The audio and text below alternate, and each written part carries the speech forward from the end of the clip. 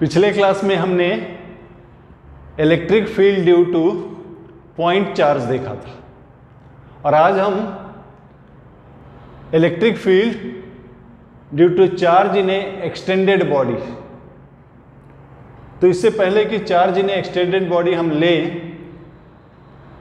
हम electric field को visualize करना चाहते हैं। Electric field pattern around charge distribution किस तरह से होता है इसको विजुअलाइज करना चाहते हैं, और इसको विजुअलाइज करने के लिए हम इलेक्ट्रिक फील्ड लाइंस ड्रॉ करते हैं। सो इलेक्ट्रिक फील्ड लाइंस क्या है? In the region of electric field lines जो है एक कर्व होता है जहां पर किसी भी एक पॉइंट पर अगर हम टेंजेंट ड्रॉ करें, ये टेंजेंट जो है इलेक्ट्रिक फील्ड का डायरेक्शन बताता है। तो विजुअलाइजेशन के लिए इलेक्ट्रिक फील्ड का पैटर्न का विजुअलाइजेशन के लिए हम इलेक्ट्रिक फील्ड लाइंस ड्रॉ करते हैं, और इसका डेफिनेशन कुछ इस तरह से है। एक कर्व है, electric field line is a curve such that tangent at any point is in the direction of electric field at that point. तो इसका क्या प्रॉपर्टीज है? ये जो है पॉजिटिव चार्ज से स्टार्ट होता है। It starts from positive charge से स्टार्ट होता है और ends on negative charge. So negative charge आसपास में कहीं है तो वहां एंड हो जाता है, अगर नहीं है तो आसपास में जो दीवार है, जो भी चीज है, उसमें नेगेटिव चार्ज इंड्यूस करके वहां खत्म हो जाता है। और ऐसा कुछ नहीं है तो it extends up to infinity. तो इलेक्ट्रिक फील्ड ये पहला चीज है। दूसरा, इलेक्ट्रिक फील्ड जो है सिर्फ विजुअलाइजेशन के लिए है। मैग्नीट्यूड के लिए हम रिलेटिव सेंस में यूज कर सकते हैं। सपोज कुछ इलेक्ट्रिक फील्ड ऐसा है, तो यहां पर in the direction of electric field जो है उसका परपेंडिकुलर डायरेक्शन में अगर आप एरिया लेते हैं और सेम एरिया यहां लेते हैं, तो number of field lines per unit area, number of field lines per unit normal area जो है directly proportional to magnitude of electric field. तो जहां पर फील्ड लाइंस क्लोज है वहां पर मैग्नीट्यूड ज्यादा है। अगर हम 2-3 पॉइंट ले ए बी सी, तो हम इजीली बोल सकते हैं E में मैग्नीट्यूड B से ज़्यादा है और B में मैग्नीट्यूड C से ज़्यादा है। सो जहाँ मैग्नीट्यूड ज़्यादा है वहाँ फील्ड लाइंस क्लोजर रहते हैं, और जहाँ कम है they are wide apart. Uniform electric field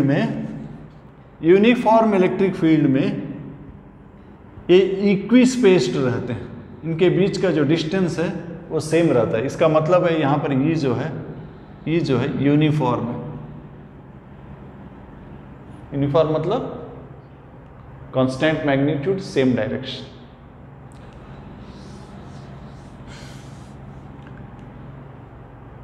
कोई भी कंडक्टर अगर लेते हैं किसी भी शेप, किसी भी साइज का, इलेक्ट्रिक फील्ड लाइंस जो है हमेशा नॉर्मल रहता है। एंटर करता है नॉर्मली, लीव करता है नॉर्मली। रीजन सिंपल है, अगर फील्ड लाइन नॉर्मल नहीं रहा, मान लेते हैं फील्ड लाइन एक एंगल पर है, ये नॉर्मल नहीं होके एक एंगल पर है, सो एंगल पर है मान लेते हैं फील्ड लाइन, तो इसको हम रिजॉल्व कर सकते हैं perpendicular to surface, parallel to surface. So electric field का एक कंपोनेंट पैरेलल टू सरफेस, और ये कंडक्टर मतलब फ्री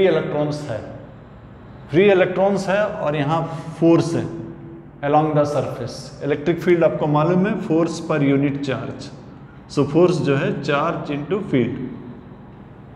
सो इलेक्ट्रिक फील्ड का एक कंपोनेंट अगर पैरेलल टू सरफेस होगा तो वो फ्री इलेक्ट्रॉन्स के ऊपर फोर्स एक्सर्ट करेगा और फ्री इलेक्ट्रॉन्स मूव करने लगेंगे, यानी कि इलेक्ट्रिक करंट आ जाएगा। बिकॉज ये स्टैटिक है, करंट नहीं है, इलेक्ट्रोस्टैटिक से करंट नहीं है, इसका मतलब है कि इलेक्ट्रिक फील्ड जो है हर पॉइंट पर नॉर्मल होना चाहिए, हर पॉइंट पर नॉर्मल होना चाहिए। इसी को आगे बढ़ाते हुए हम ये कह सकते हैं कि कोई भी कंडक्टर में अंदर में इलेक्ट्रिक फील्ड जीरो होगा। अगर अंदर में इलेक्ट्रिक फील्ड है तो फ्री इलेक्ट्रॉन्स के ऊपर फोर्स एक्सर्ट करेगा और फ्री इलेक्ट्रॉन्स मूव करेंगे, हेंस इलेक्ट्रिक करंट होगा। इलेक्ट्रिक करंट नहीं है तो अंदर में field line electric field zero है। इसका मतलब इलेक्ट्रिक फील्ड लाइंस का कंटिन्यूएशन नहीं है कंडक्टर के अंदर, कोई भी कंडक्टर के अंदर नहीं है। बाहर है इलेक्ट्रिक फील्ड लाइंस बट अंदर में नहीं है, अंदर में इलेक्ट्रिक फील्ड लाइंस जो है नहीं है। नेक्स्ट, दो electric field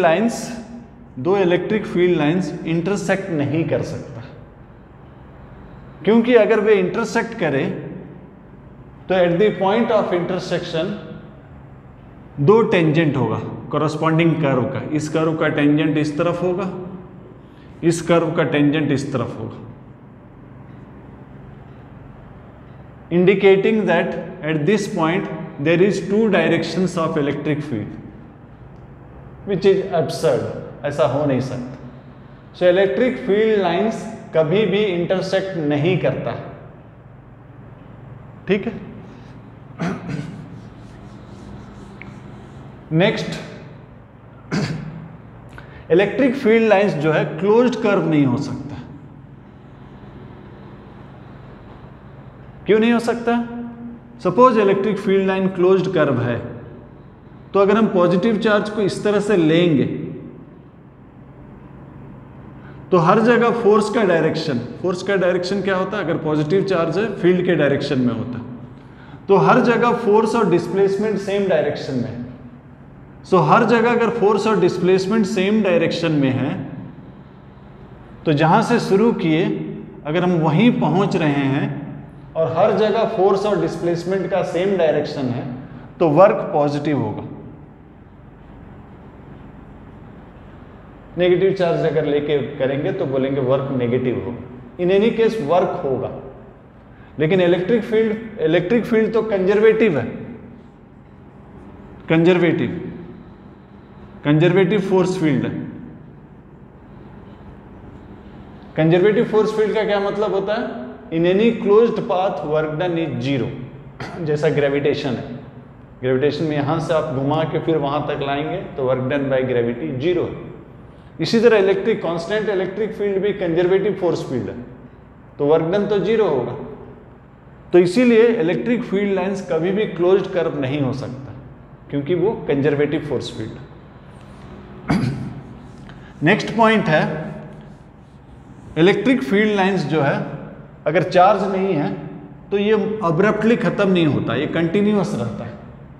electric field lines positive से स्टार्ट होता है और एंड होता है नेगेटिव। अगर नेगेटिव नहीं है तो नियर बाय वॉल्स वगैरह में वो नेगेटिव इंड्यूस करके खत्म होता है और एल्स वह इंफिनिटी तक जाता है। सो ये कंटिन्यूअस कर्व रहता है।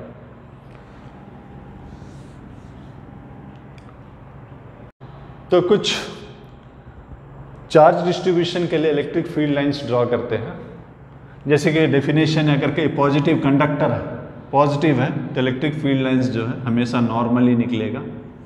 पॉजिटिव चार्ज अगर है तो नॉर्मली निकलेगा। अगर ये नेगेटिव है तो नॉर्मली एंटर करेगा। अगर कंडक्टर इंसुलेटर है तो जरूरी नहीं है, एंगल पे भी रिलीज निकल सकता है, एंगल में भी एंटर कर सकता है।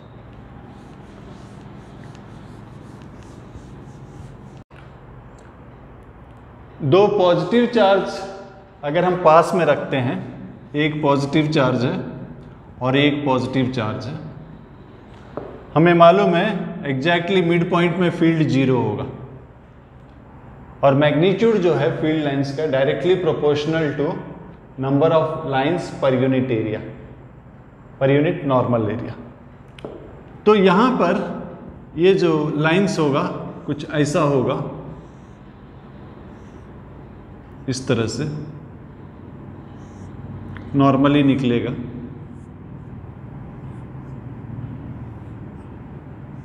ऐसा कुछ होगा। दूसरा के लिए भी लगभग कुछ ऐसे ही होगा।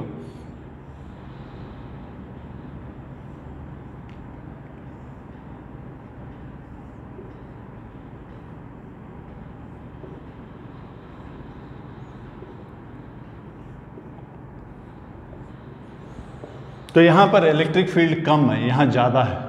फील्ड लाइंस जो है यहां ज्यादा है, यहां कम है। उसी तरह अगर एक पॉजिटिव और एक नेगेटिव लेंगे,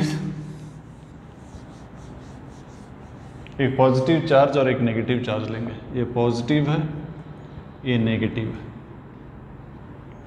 तो फील्ड जो है पॉजिटिव से स्टार्ट होता है नेगेटिव की तरफ, पॉजिटिव के लिए अवे, नेगेटिव के लिए टुवर्ड्स, मतलब यहां ज्यादा होगा।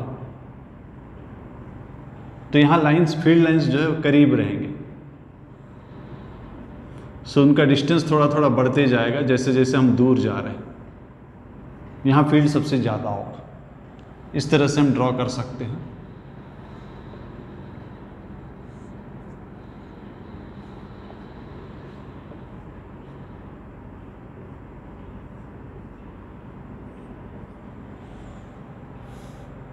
तो एक पॉजिटिव एक नेगेटिव।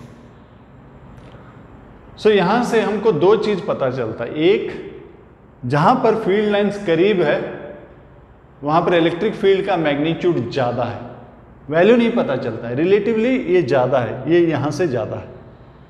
दूसरा, tangent at any point gives the direction of electric field at that point. So इस कर्व में जब भी जिस पॉइंट पर हम टेंजेंट ड्रॉ करते हैं उस पॉइंट का इलेक्ट्रिक फील्ड का डायरेक्शन बताता है।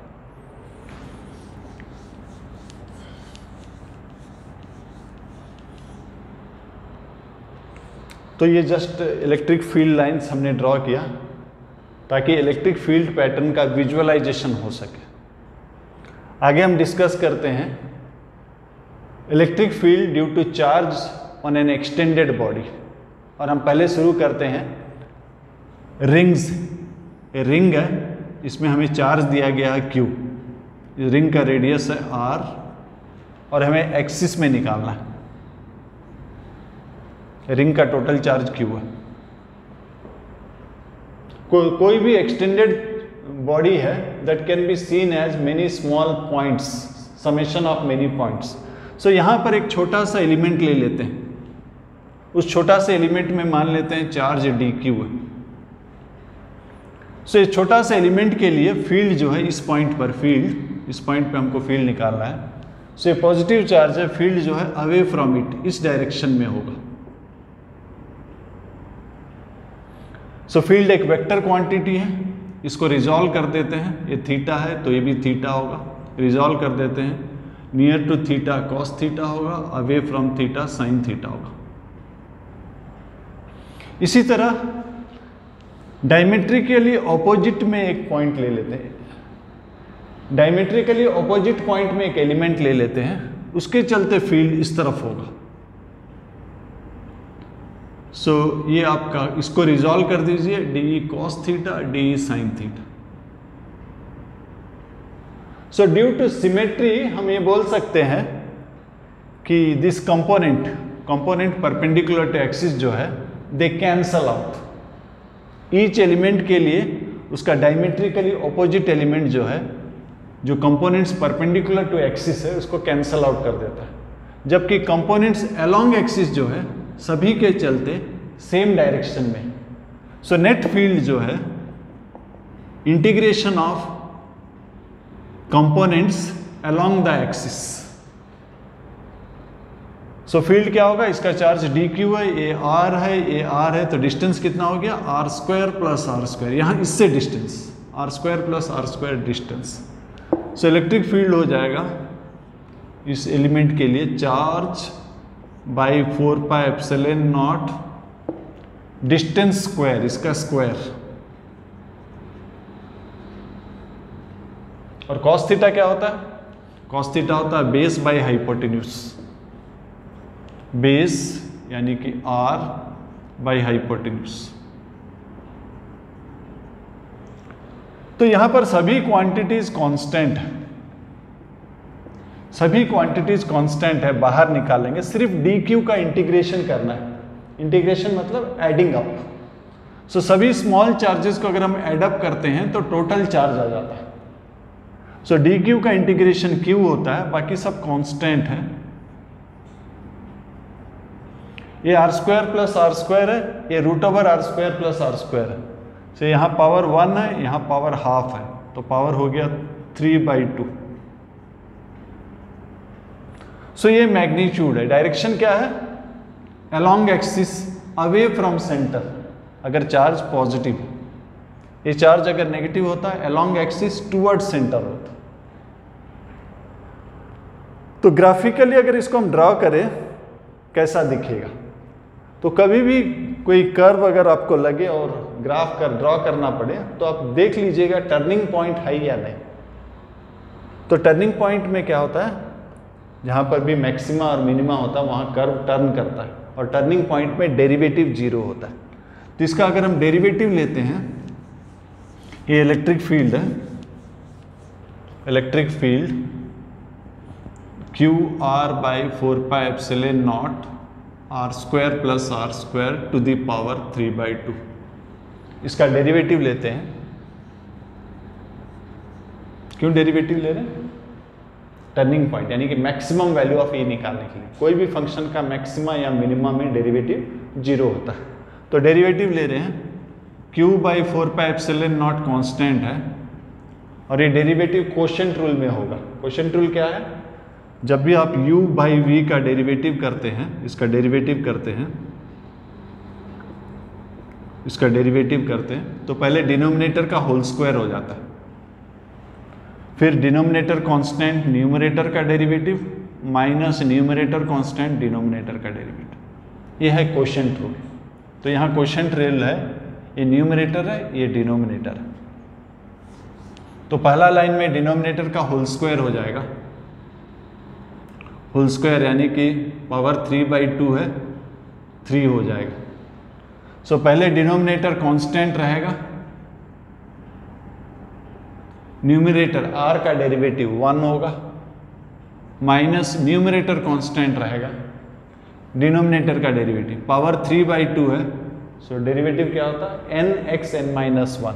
सो 3/2 R square plus R square, 3/2 minus 1, 1/2। उसके बाद हम चेन रूल यूज करेंगे, अंदर का डेरिवेटिव करेंगे, इसका डेरिवेटिव आर स्क्वायर का डेरिवेटिव 0, स्मॉल आर स्क्वायर का derivative 2r। Capital R constant है, रेडियस है, कांस्टेंट का डेरिवेटिव 0 होता। सो कोई भी फंक्शन का मैक्सिमा या मिनिमा निकालना है, उसको आप डिफरेंशिएट कीजिए और इक्वेट कीजिए 0 के साथ। अब क्रॉस मल्टीप्लाई करेंगे, a और a चला जाएगा, सिर्फ हमारे पास रह जाएगा R square plus R square to the power 3/2 minus, यहाँ 2 कट गया, so 3r square plus R square to the power half equal to 0। So R square plus R square to the power half हम common ले लेते हैं, हमारे पास बच जाएगा R square plus R square minus 2r square equal to 0। ये सम of 2 positive numbers है, ये 0 नहीं हो सकता है, इसका मतलब ये 0 होगा। ये 3r स्क्वायर है, 2 नहीं है, 3r स्क्वायर है, ये 0 होगा, यानी कि R square minus 2r square 0। So r हो जाएगा r/2, r/√2 प्लस माइनस। सो इस पॉइंट पर इलेक्ट्रिक फील्ड मैक्सिमम होगा। अगर हमारे पास एक रिंग है और इलेक्ट्रिक फील्ड हमको निकालना है, तो इलेक्ट्रिक फील्ड सेंटर में तो 0 होगा, उसके बाद इस जगह पर मैक्सिमा होगा, इस जगह पर मैक्सिमम होगा, फिर जैसे जैसे दूर जाएंगे कमते जाएगा और इन्फिनिटी में जाके फिर से 0 हो जाएगा। सेम यहाँ पर सेंटर में सिमेट्रिक डिस्ट्रीब्यूशन है, सेंटर में 0 होगा, और जैसे जैसा दूर जाने लगेंगे तो पहले इलेक्ट्रिक फील्ड बढ़ेगा, इस जगह पर मैक्सिमा होगा,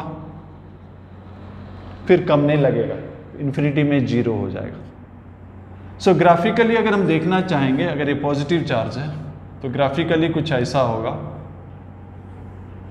इस जगह पर 0 है इस जगह पर फील्ड मैक्सिमम है, उसके बाद फिर से कमने लगा, r/√2 में मैक्सिमम है। दूसरी तरफ लेंगे, ये पॉजिटिव चार्ज है, मतलब field is away, so right side में फील्ड राइट साइड की ओर है, लेफ्ट साइड में अवे फ्रॉम इट, इस तरफ।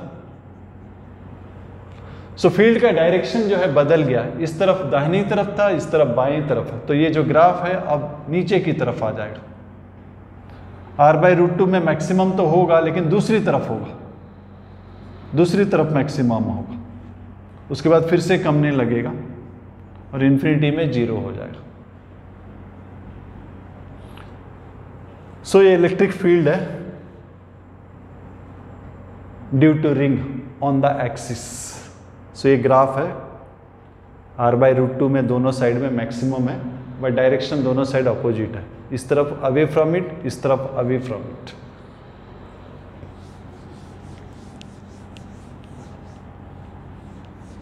सो इलेक्ट्रिक फील्ड का जो एक्सप्रेशन है Q/4πε0 QR/r² + r² ⁵ 3/2। इसका दो एक्सट्रीम केस लेते हैं।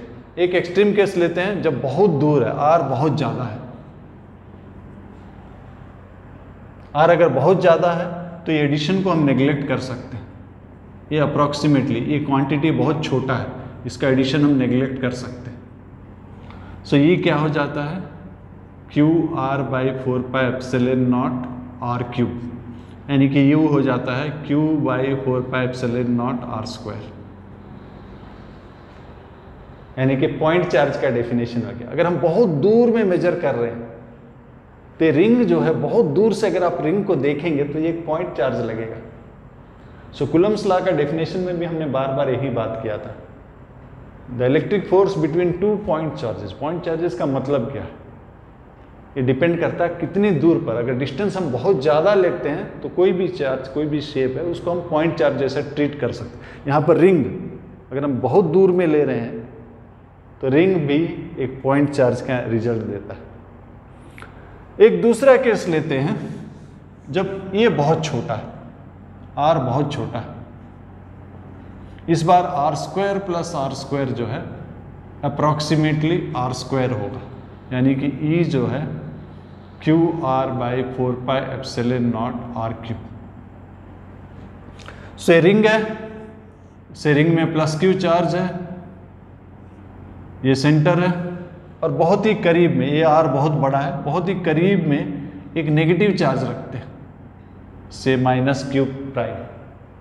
इसके ऊपर फोर्स क्या आएगा, फोर्स हो जाएगा चार्ज E × q', और ये नेगेटिव चार्ज है, ऑपोजिट टू फील्ड एक्ट करेगा। Field is away from centre, force opposite direction में एक्ट करेगा। फोर्स जो है ऑपोजिट डायरेक्शन में, अगर वेक्टर फॉर्म में लिखेंगे, E का वैल्यू लिख देता हूँ QR/4πε0 r³, और अगर वेक्टर फॉर्म में लिखूँ तो ऑपोजिट है तो माइनस देना पड़ेगा।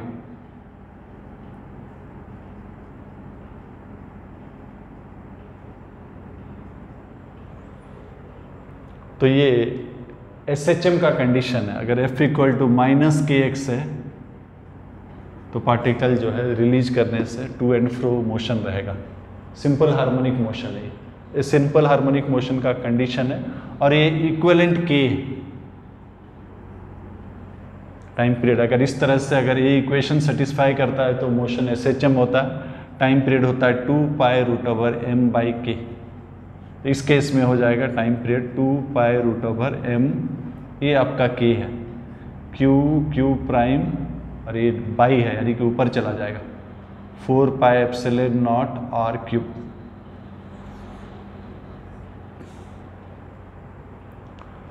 सो एक पर्टिकुलर केस हमने डिस्कस किया, रिंग।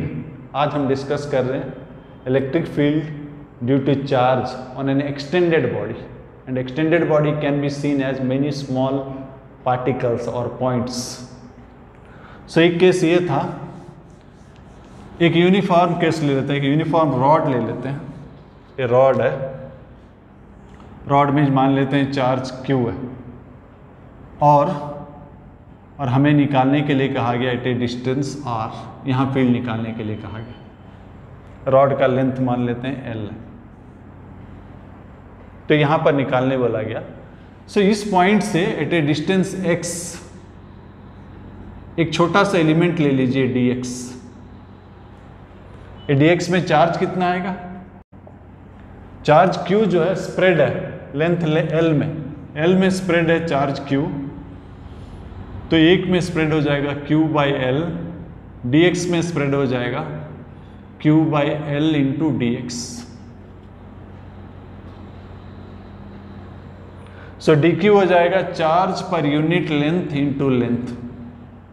सो ये पॉइंट चार्ज के लिए हमारे पास फॉर्मूला है Q by 4πε0 r square. So इसके चलते फील्ड हो जाएगा Q, यानी कि इसका Q by 4πε0 r square. r इसका कितना है? x। So total electric field, हर पॉइंट चार्ज के लिए फील्ड का डायरेक्शन सेम रहेगा। यहाँ रेजोल्यूशन का जरूरत नहीं है क्योंकि सभी वेक्टर सेम डायरेक्शन में। वेक्टर्स अगर अलग अलग डायरेक्शन में है, आपको रिजॉल्व करना है, रिजॉल्व करके रिजॉल्व पार्ट्स को इंटीग्रेट करना है, इन अलग अलग से इंटीग्रेट करना है। यहाँ जरूरत नहीं है, सभी का डायरेक्शन सेम है। तो सीधा हम इसको इंटीग्रेशन कर देंगे। तो इसका integration Q by 4πε0 L dx by X square. So 1 by X square का इंटीग्रेशन जो है -1 बाई एक्स होता है। 4πε0 1 बाई एक्स स्क्वायर का इंटीग्रेशन -1 बाई एक्स। और इंटीग्रेशन का लिमिट क्या है? यहाँ से हम मेजर कर रहे हैं, यहाँ से इस तरफ, यहाँ से यहाँ तक और यहाँ से यहाँ तक। ये डिस्टेंस कितना हो जाएगा? ये डिस्टेंस हो जाएगा r माइनस L बाई 2। और ये डिस्टेंस कितना हो जाएगा? ये डिस्टेंस हो जाएगा r plus L by 2। So integration का लिमिट है r माइनस L बाई 2 से लेकर r plus L by 2। So r minus L by 2 से लेकर r प्लस L बाई 2। सो ये हो जाएगा Q बाई 4πε0 L, डाल दीजिए upper limit, minus minus plus हो जाएगा।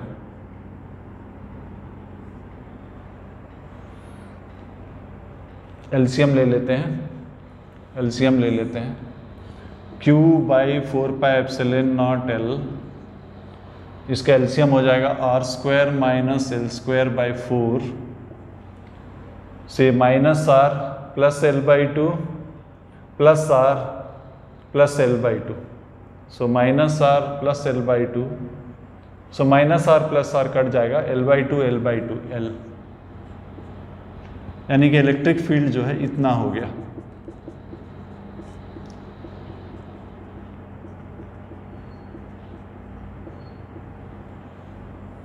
उसी तरह का अगर फिर से डिस्कशन करें कि पॉइंट बहुत दूर है, यानी कि r बहुत ज़्यादा है, तो इसको हम नेग्लेक्ट कर सकते हैं। इसको नेग्लेक्ट करने से वही पॉइंट चार्ज वाला फार्मूला आ जाएगा।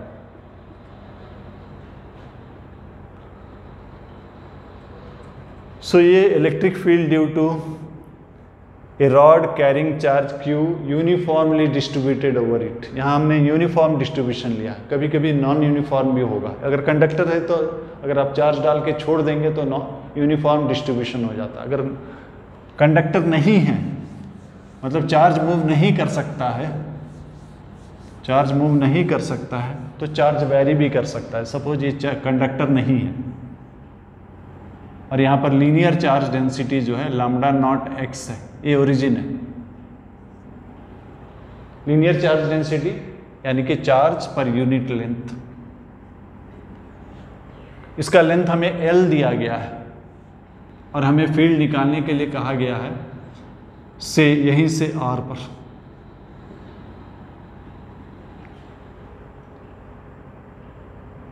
लेकिन इस बार जो है कंडक्टर नहीं है, कंडक्टर में चार्ज देके छोड़ दीजिए, यूनिफॉर्म डिस्ट्रीब्यूशन होगा। ये इंसुलेटर है और जिसमें चार्ज जो है non uniformly distributed. So at a distance x हम एक छोटा सा एलिमेंट लेते हैं dx, सो इसमें चार्ज हो जाएगा, चार्ज पर यूनिट लेंथ इतना है तो इसका चार्ज हो जाएगा चार्ज पर यूनिट लेंथ इंटू इसका लेंथ। इस पॉइंट पे हमको फील्ड निकालना है। इस पॉइंट का डिस्टेंस कितना है? इस पॉइंट का डिस्टेंस है x होने से डिस्टेंस हो गया r माइनस एक्स। तो स्मॉल एलिमेंट के लिए उस जगह पर फील्ड हो जाएगा dq by 4 pi epsilon distance square, यानी कि r minus X whole square. तो सब चार्ज पॉजिटिव है, सबका चलते फील्ड सेम डायरेक्शन में है, इसलिए रेजोल्यूशन का जरूरत नहीं है, आप सीधा इंटीग्रेशन कर लेंगे। सो इंटीग्रेशन कर लेंगे dq का वैल्यू पहले लिख दीजिए, lambda not x dx by 4 pi epsilon not r minus X whole square. और x कहाँ से कहाँ तक चेंज हो रहा है? x चेंज हो रहा है 0 से लेकर l तक।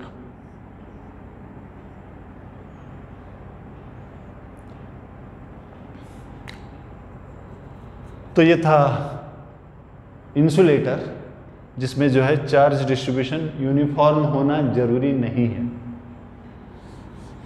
लेकिन इन दोनों केसेस में इलेक्ट्रिक फील्ड जो है सेम डायरेक्शन में था, सभी पॉइंट के लिए सेम डायरेक्शन में था, इसलिए आपको रेजोल्यूशन जरूरत नहीं पड़ा।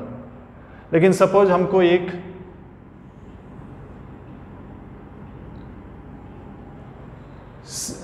सेमी सर्कुलर आर्क दिया गया, सेमी सर्कुलर आर्क दिया गया जिसमें चार्ज लैम्डा पर यूनिट लेंथ है, और हमें इसका सेंटर ऑफ कर्वेचर में निकालने के लिए कहा गया यहाँ पर। सो यहाँ पर निकालने के लिए कहा गया, सो हम जिस तरह से पहले करते थे वैसे ही करेंगे। एट ए डिस्टेंस x एक छोटा सा एलिमेंट dx लेंगे, एट ए डिस्टेंस x एक छोटा सा एलिमेंट dx लेंगे, इसके चलते फील्ड निकालेंगे और इंटीग्रेट करेंगे। लेकिन यहाँ पर हर एलिमेंट के लिए फील्ड का डायरेक्शन अलग अलग होगा, इसके लिए इधर है, इसके लिए इधर होगा, इसके लिए इधर होगा, यानी कि इसको हमको रिजॉल्व करना पड़ेगा। ये एंगल थीटा अगर है तो ये एंगल भी थीटा होगा, रिजॉल्व करना पड़ेगा। ये डी कॉस थीटा, ये डी साइन थीटा। तो आपका x कंपोनेंट निकलेगा, सॉरी थीटा के पास वाला कॉस थीटा होता है, थीटा से दूर साइन थीटा होता है।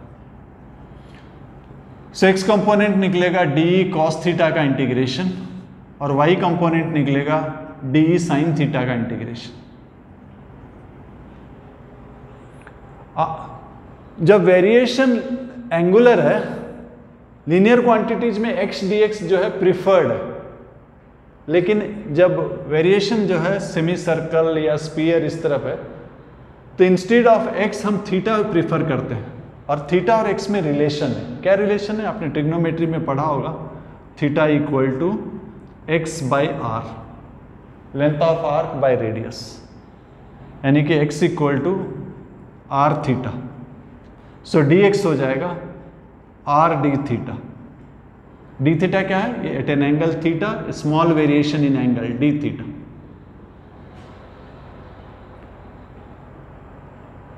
सो in place of x and dx हम रिप्लेस कर देंगे। x की जगह पर हम क्या लिखेंगे? आर थीटा, और dx की जगह पर हम लिखेंगे आर डी थीटा। तो इसमें चार्ज कितना है? इसमें चार्ज होगा चार्ज पर unit length into length, lambda D theta, ये चार्ज। सो dx को रिप्लेस कर देते आर डी थीटा। अब first electric field due to net electric field along X axis horizontal और वर्टिकल निकालते हैं। थीटा कहाँ से कहाँ तक वेरी करेगा? x अगर हम लेते तो 0 से लेकर पाई आर तक वेरी करता, लेकिन अब हम x नहीं ले रहे, थीटा ले रहे हैं। थीटा वेरी कितना करेगा? 0 से लेकर पाई तक। कॉस का इंटीग्रेशन क्या होता है? पहले डी का वैल्यू निकाल लेते हैं। डी का वैल्यू, डी हो जाएगा छोटा सा charge D Q by 4 pi epsilon not R square. So D Q क्या है? डी क्यू जो है lambda R D theta by 4 pi epsilon not R square. एक आर कट जाएगा, lambda D theta by 4 pi epsilon not R. So ये सभी constant है, lambda constant है, आर कांस्टेंट है, यानी कि खाली कॉस थीटा का इंटीग्रेशन करना है और कॉस थीटा का इंटीग्रेशन क्या होता है? Sine theta. उसके बाद upper limit minus lower limit, sine pi minus sine zero, sine pi minus sine zero, sine pi भी जीरो होता है, साइन जीरो भी जीरो होता है। So net field along horizontal जो है जीरो होगा। ये समझना भी काफ़ी आसान है। इसके जस्ट ऑपोजिट में अगर हम एक एलिमेंट ले लेते हैं तो इसके चलते इलेक्ट्रिक फील्ड इस तरफ होता है। इसको अगर हम रिजॉल्व कर देते हैं तो D sine theta, D cos theta. So हर एलिमेंट के लिए ऑपोजिट साइड में एक और एलिमेंट है जो कि इसका कॉस कंपोनेंट को कैंसिल कर देता है, जबकि साइन कंपोनेंट सभी के चलते सेम डायरेक्शन, मतलब नेट इलेक्ट्रिक फील्ड जो है सेंटर में होगा एंड अवे होगा अगर positive charge. So net electric field जो है ई वाई होगा। सो डी हो गया lambda D theta, lambda D theta by 4 pi epsilon not R. Limits क्या है? 0 से लेकर पाई तक।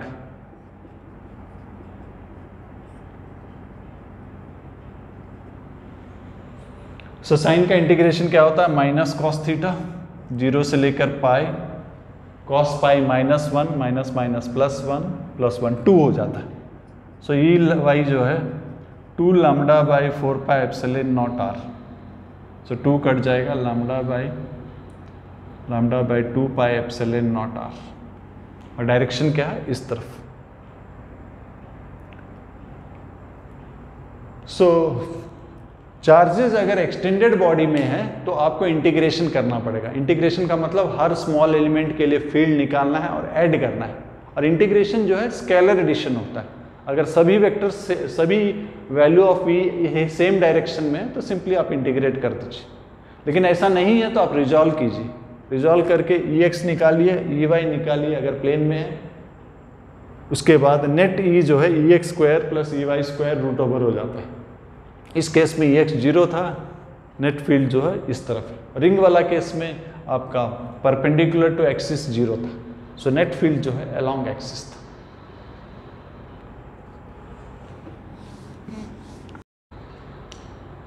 सो आज आपने आज का क्लास देख लिया। उसके बाद जो मेरा मटेरियल है जो कि मैं लिंक में डाल देता हूँ डिस्क्रिप्शन बॉक्स और नीचे कमेंट सेक्शन में डाल देता हूँ, उसको आप होपफुली आप अभी तक डाउनलोड कर चुके होंगे। तो इसके बाद इसमें जो प्रैक्टिस पेपर है उसका सॉल्व कीजिए। पहले एक बार फिर से टेक्स्ट पढ़ लीजिए, सॉल्व एग्जाम्पल को ध्यान से देखिएगा, फिर प्रैक्टिस पेपर को करिएगा। नेक्स्ट क्लास में इसका प्रैक्टिस पेपर हम डिस्कस करेंगे।